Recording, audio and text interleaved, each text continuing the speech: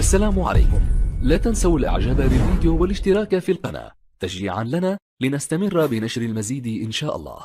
أبدى الأمير عبد العزيز بن تركي الفيصلي وزير الرياضة السعودي سعادته الكبيرة بانضمام النجم كريستيانو رونالدو لصفوف نادي النصر، ملمحا لأن تلك مجرد البداية في نهج استهداف النجوم الكبار.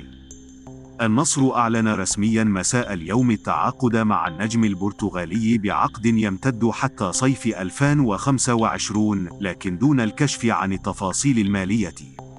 عودة دوري روشن السعودي. النادي ارتبط باللاعب منذ فسخ عقده مع مانشستر يونايتد الإنجليزي في وقت سابق من ديسمبر الجاري، وقد تمت مراسم توقيع العقود اليوم في العاصمة الإسبانية مدريد.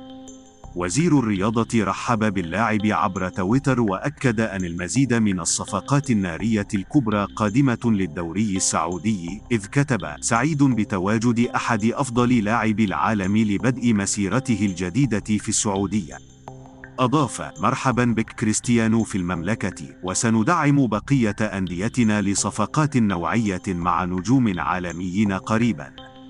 يذكر أن بعض الأخبار تحدثت عن استهداف النصر لعدد من الأسماء المهمة خلال يناير القادم مثل ناغولو كانتي وسيرجيو راموس، فيما تحدث البعض عن سعي الهلال للتعاقد مع ليونيل ميسي عقب نهاية عقده مع باريس سان جيرمان بنهاية الموسم الجاري.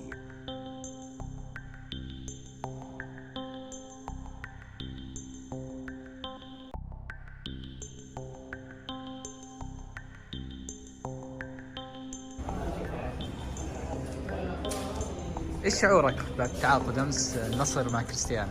والله شعور لا يوصف. أفضل لاعب في المستديرة يوقع لأفضل نادي في التاريخ، شراكة مفيدة للطرفين، نطمح إن شاء الله للأفضل. كنت تتوقع مثل هذه الصفقة تتم من نادي النصر؟ لا والله هي صراحة الأمانة غير متوقعة، وهذا أفضل نفس الصفقة. اليوم كم تيشيرت أخذت مثل كذا؟ والله 3. جميع الألوان؟ جميع الألوان. وصلنا إلى نهاية الحلقة، كنتمنى أنكم استمتعتم بالمشاهدة. ما تبخلوش عنا بالضغط على زر لايك وكذلك الاشتراك في القناة باش يوصلكم كل جديد. شكرا جزيلا لكم.